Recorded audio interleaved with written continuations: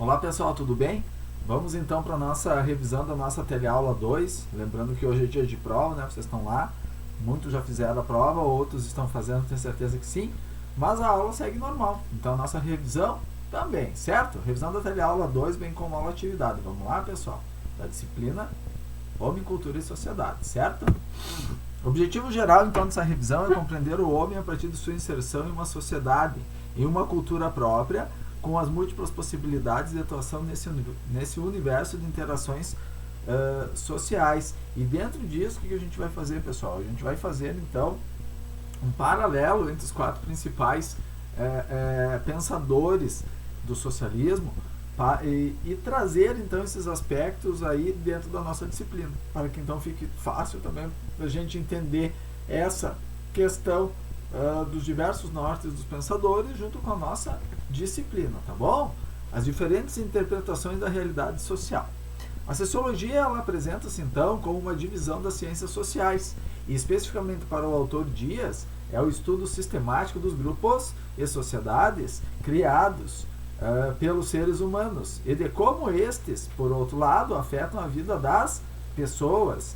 De modo amplo, todas as ciências sociais se debruçam sobre os estudos do comportamento humano, mas, mesmo que se insiram num tema comum, básico a todas, cada ciência se volta para um aspecto distinto do comportamento.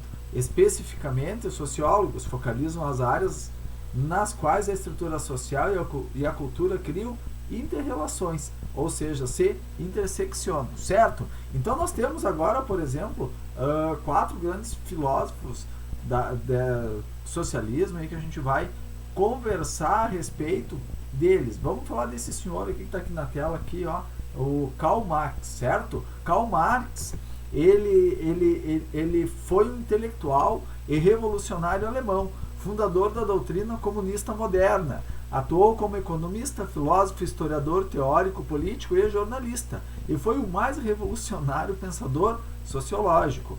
Marx concebe a sociedade dividida em duas classes: a dos capitalistas, que detêm a posse dos meios de produção, e o proletariado, ou operariado, cuja única posse é sua força de trabalho, a qual vendem ao capital. Para Marx, os interesses entre o capital e o trabalho são irreconciliáveis, sendo este debate a essência do seu pensamento, resultando na concepção de uma sociedade dividida em classes. Assim, os meios de produção resultam nas relações de produção, formas como os homens se organizam para executar a atividade produtiva. Tudo isso acarreta desigualdades, dando origem à luta de classes. Marx foi um defensor do comunismo, pois essa seria a fase final da sociedade humana, alcançada somente a partir de uma revolução proletária, acreditando assim na ideia utópica de uma sociedade igualitária ou socialista.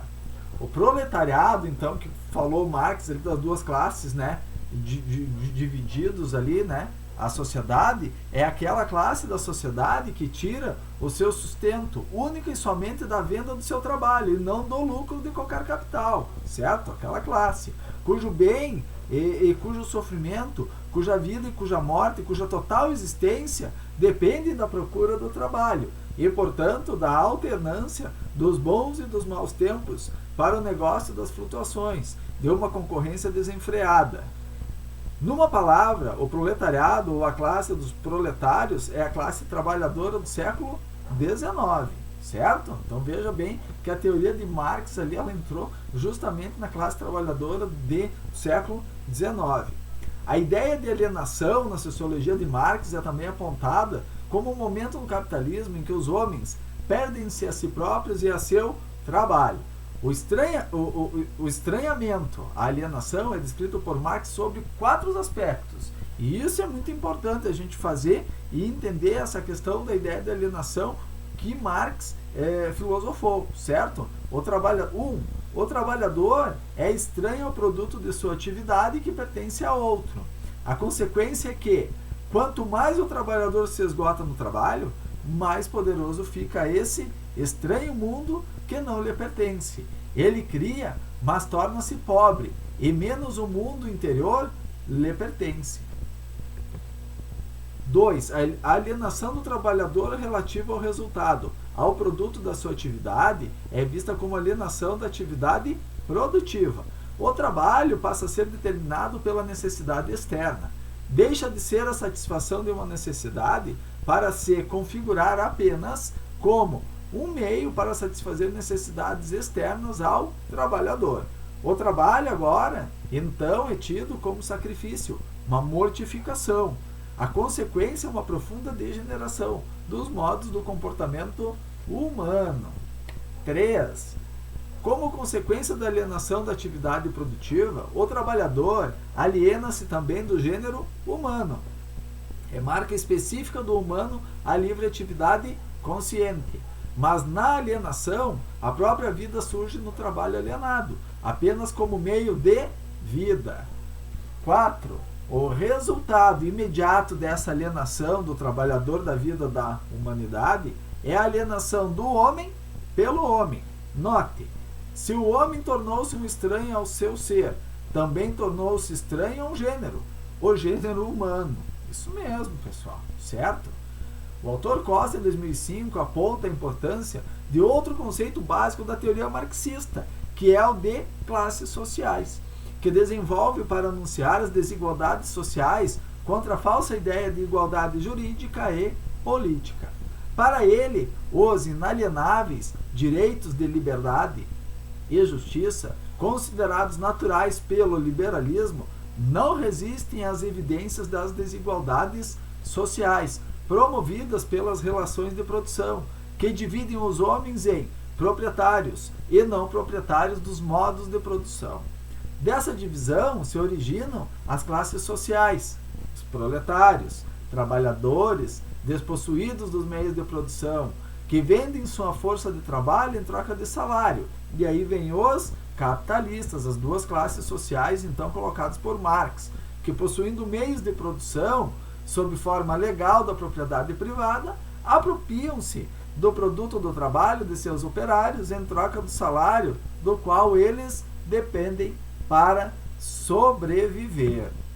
O socialismo, na teoria filosófica de Karl Marx, postula a regulação das atividades econômicas e sociais por parte do Estado e a distribuição dos bens. Essa corrente defende que o controle administrativo deve recair sobre os mesmos produtores ou trabalhadores e sobre o controle democrático das estruturas políticas civis por parte dos cidadãos. Certo? Interessante, então, a teoria das classes sociais de Karl Marx, certo? E muito importante depois a gente fazer essa diferenciação. Karl Marx, teoria das classes sociais. Esse senhor que está na tela aí, outro grande filósofo socialista, é David Emil Durkheim, também alemão. Chamam de Durkheim, alguns chamam de Durkheim, certo? Tanto como a gente se pronunciar melhor, tudo bem, tá, gente? O bom é a gente entender a diferença de um filósofo para o outro. Vou tratar aqui de Durkheim, certo? Emile Durkheim foi o fundador da escola francesa de sociologia, ao combinar a pesquisa empírica com a teoria sociológica. Ainda sob influência positivista, atenção, positivismo, lutou para fazer das ciências sociais uma disciplina rigorosamente científica. Durkheim entendia que a sociedade era um organismo que funcionava como um corpo, onde cada órgão tem uma função e depende dos outros para sobreviver. Ao seu olhar, o que importa é o indivíduo se sentir parte do todo, pois caso contrário ocorrerá anomalias sociais, deteriorando o tecido social. Para Durkheim, a sociologia deve estudar os fatos sociais. Olha só, começamos já a ter umas diferenças. Marx, as classes sociais, Durkheim, os fatos sociais. Vamos ver o que é? Fatos sociais, que é toda maneira de fazer, fixada ou não, suscetível de exercer sobre o indivíduo uma coerção exterior, ou ainda, toda maneira de fazer que é geral na extensão de uma sociedade dada, e ao mesmo tempo possui uma existência própria, independente de suas manifestações individuais. Durkheim, estudar a sociedade, Reconheceu a importância dos vínculos que asseguram a vida em grupo, que compõem a ligação entre os homens. Para ele, os laços que unem os indivíduos nas mais diversas sociedades seriam estabelecidos pela solidariedade social. Vamos ver o que é essa solidariedade social de Durkheim, então, né, gente? Solidariedade social divide-se em duas: solidariedade mecânica e a solidariedade orgânica. A solidariedade mecânica prevalece nas sociedades arcaicas, primitivas, como agrupamentos tribais, ou formado por clãs, por exemplo. Nesse sentido de solidariedade, os indivíduos aceitam sem questionamento as tradições, os costumes, os valores da tribo. O grupo compartilha como um todo as mesmas crenças e princípios, o que assegura a coesão social. Na solidariedade orgânica prevalece nas sociedades modernas complexas, onde há diferenças de costumes, crenças e valores. Ela tem algumas marcas. Comporta interesses individuais distintos, é formada por uma consciência individual acentuada, carrega uma divisão econômica do trabalho social desenvolvida e complexa, há várias atividades e profissões, compõe uma sociedade menos conservadora e mais cosmopolita. Durkheim. Vimos então a questão de Max Weber, Emile Durkheim, vamos falar agora, vimos a questão de Karl Marx, Emile Durkheim, vamos falar agora sim desse senhor que está aí no nosso slide, o Max Weber, né? Karl Emil Maximilian Weber, ele foi um intelectual alemão, economista, jurista e considerado um dos fundadores então da sociologia, certo? Max Weber então, ele é o pensador mais recente dentre os três que a gente viu, entre o Marx, entre o Durkheim e ele, conhecedor tanto do pensamento de Comte e Durkheim quanto de Marx. Lembrando que Auguste Comte tem a teoria do positivismo, certo? Assim, ele entende que a sociedade não funciona de forma tão simples e nem pode ser harmoniosa como pensam Comte e Durkheim, mas também não propõe uma revolução como faz Marx, mas afirma que o papel da sociologia é observar e analisar os fenômenos que ocorrem na sociedade, buscando extrair desses fenômenos os ensinamentos e sistematizá-los para uma melhor compreensão. É por isso que sua sociologia recebe o nome de sociologia compreensiva. Sociologia compreensiva, então, está voltada, ligada ao filósofo Max Weber. Weber valoriza as particularidades, ou seja, a formação específica da sociedade. Entende a sociedade sob uma perspectiva histórica, diferente dos positivistas. Um dos conceitos chaves da obra e da teoria sociológica de Weber é a ação social. Olha só, temos então a questão de classes sociais de Marx, fato social de Durkheim e ação social de Weber. Esses três pensadores são essenciais para daqui para frente a nossa história da disciplina Homem, Cultura e Sociedade possa deslanchar, que a gente vai ver a questão da globalização, vamos chegar nos dias atuais com essas teorias. A ação é um comportamento humano, no qual os indivíduos se relacionam de maneira subjetiva, cujo sentido é determinado pelo comportamento alheio. Esse comportamento só é ação social quando o ator atribui à sua conduta um significado ou sentido próprio, e esse sentido se relaciona com o comportamento de outras pessoas. Max Weber, nós podemos dizer assim que a questão do capitalismo e sua desigualdade e uma questão até de dominação, era esse o ponto que eu queria chegar de Max Weber na questão do capitalismo e vendo ele como até uma desigualdade, certo? Vamos dar uma olhadinha? Qual o significado de poder e dominação? Como se relacionam? Poder e dominação não são sinônimos? Poder é a capacidade de induzir e influenciar o comportamento de alguém, seja pela manipulação, coerção, seja pelo uso de normas estabelecidas. Já a dominação está ligada à autoridade. É o direito adquirido de ser obedecido, de exercer influência dentro de um grupo. A dominação, que submete o outro, pode se sustentar nas tradições, nos costumes, em qualidades muito excepcionais de certas pessoas, interesses, afeto ou nas regras estabelecidas e aceitas pelo grupo. Segundo Costa, o autor Costa 2005, Max Weber indica a dominação como uma probabilidade de exercer o poder.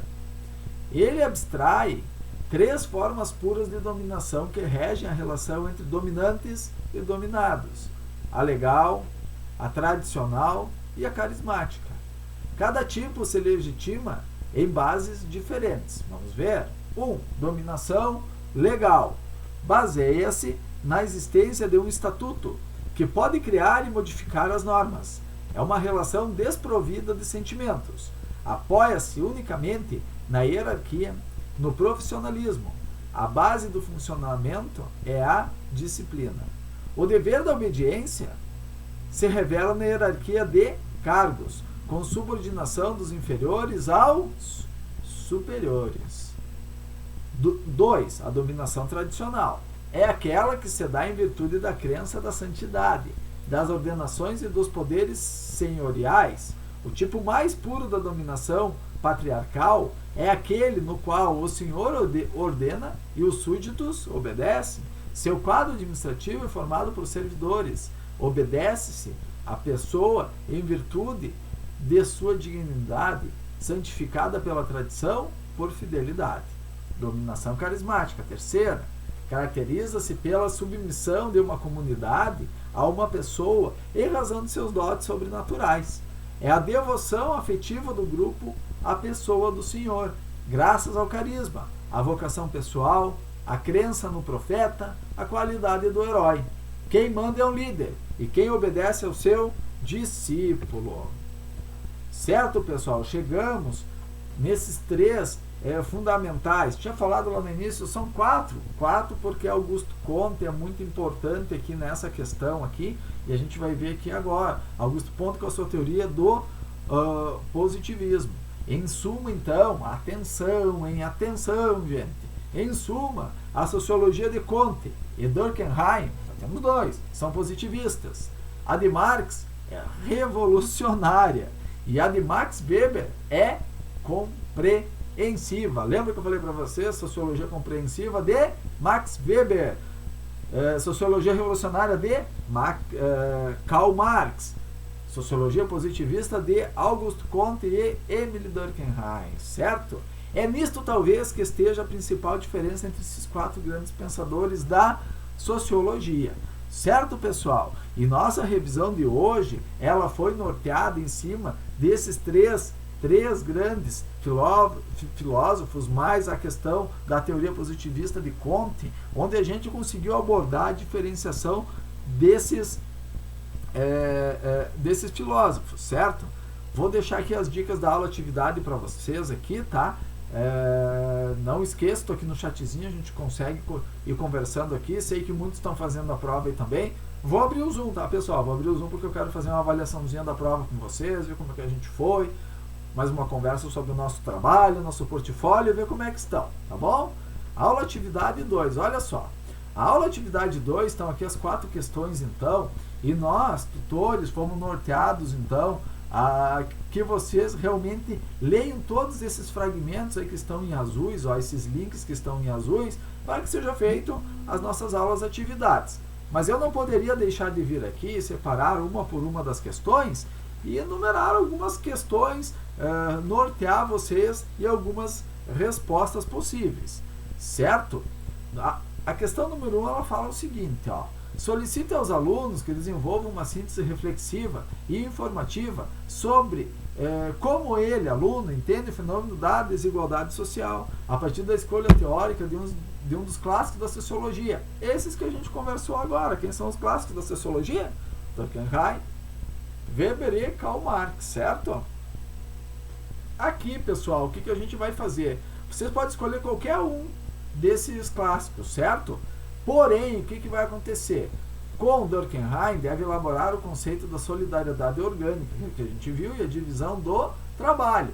Com Weber deve explicar a ideia de estratificação social, status, poder político, poder econômico. Aqui na revisão a gente fez bem resumidamente eles, né? No nosso livro didático vai estar bem mais amplo, né? Deve ter uma sessão de 40 ou 50 páginas, a teleaula 2 aí, né? Onde vocês realmente podem aprofundar essas questões, certo?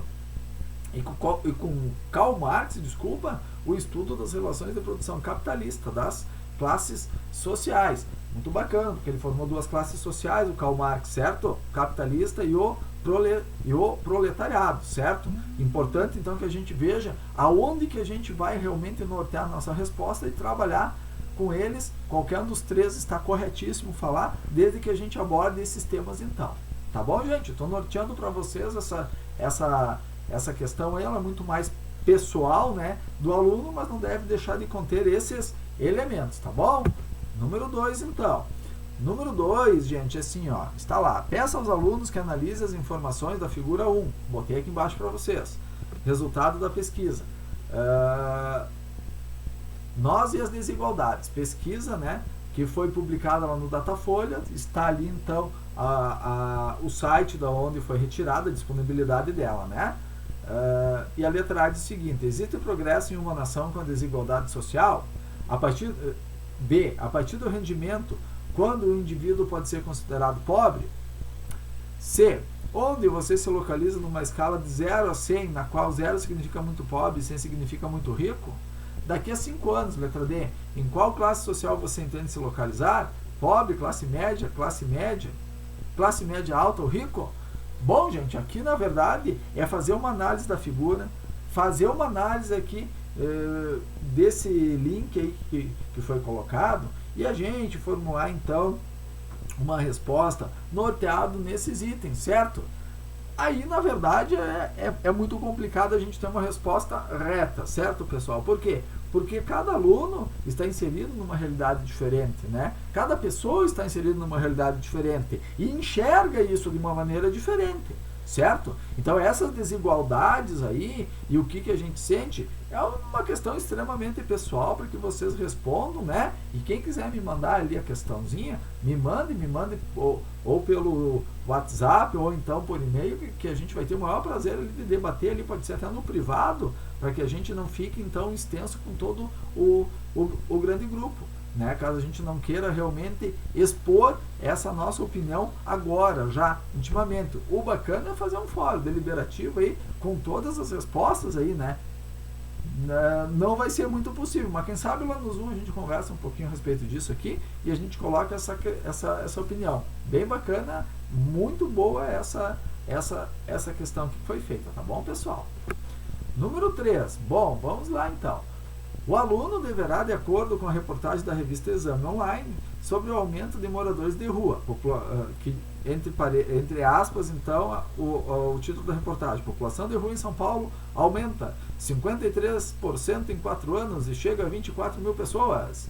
Está lá aqui está o link, então, de disponibilidade da reportagem, e a pergunta é a seguinte: qual a importância de políticas públicas para o atendimento e inclusão dos moradores de rua em nossa sociedade? As políticas públicas tão importantes realmente para a condução da nossa gestão organizacional, da gestão política, de gestão de política macroeconômica e de desenvolvimento social, certo? Vou nortear vocês na resposta, tá, pessoal? É um norte, tá? Mas também algumas questões que a gente deve aprender a contribuir e fazer realmente a nossa resposta, certo? Após a interpretação. Mas a resposta ali, depois de ver toda a reportagem, poderia ser o seguinte, pessoal: com o aumento do desemprego, falta de moradia e doenças da saúde mental, potencializados pela exclusão social, pobreza, discriminação e preconceitos, observa-se a necessidade de cada vez mais políticas públicas de combate à desigualdade, intervindo com justiça social em todos os âmbitos: moradia, saúde, educação, combate à fome e combate à pobreza. O que a gente vê e sente assim agora, por exemplo, nós estamos vivendo essa questão atípica em Vacaria, no estado do Rio Grande do Sul, no Brasil e no mundo, que é a pandemia, né? A gente vê, às vezes, a questão do próprio auxílio de R$600 que está sendo disponibilizado, vocês estão vendo que está sendo disponibilizado não pelo Ministério da Economia, e sim pelo Ministro da Cidadania. Por quê? Porque é uma política pública definida para fazer a inclusão, então, e tentar diminuir a desigualdade um pouquinho para as pessoas. É um exemplo de política pública? Sim, é um exemplo de política pública, aplicada agora emergencialmente. Pode ser que ela vá embora daqui a pouquinho, né? É uma política pública que pode ser chamado de um projeto e não de um programa. Tá bom, gente? Esse é bem bacana, então, vocês analisarem isso. Bem bacana essa questão também. Número 4. A partir do relatório do PNUD, Programa das Nações Unidas para o Desenvolvimento, lança luz sobre nova geração de desigualdades, disponível está ali a disponibilidade, o link então, e aí vem a pergunta: o que significa nova geração de desigualdades e qual o caminho para a promoção do desenvolvimento humano? Bom, vou nortear um pouquinho vocês aqui então. O Programa das Nações Unidas para o Desenvolvimento, o PNUD, é o órgão da Organização das Nações Unidas, ONU, que tem por mandato promover o desenvolvimento e erradicar a pobreza no mundo, ok? Segundo o relatório, então, do PNUD 2019, as novas desigualdades são apresentadas pelo nível escolar, tecnológico e entre países que se destacam com políticas voltadas para o desenvolvimento humano de seus cidadãos. Importante destacar que a mudança climática vem afetando mais severamente os mais pobres, que estão cada vez mais vulneráveis e dependentes de políticas públicas para a sua sobrevivência, certo? As questões de hoje aqui, tanto a 3 e a 4, voltadas diretamente para a questão, gente, potencializando a importância dos países, né? Não somente do Brasil, mas como a gente mora no Brasil, a gente tem que falar do Brasil, tem que gostar da nossa pátria, tem que dizer o seguinte, que as políticas públicas realmente, elas devem ser realmente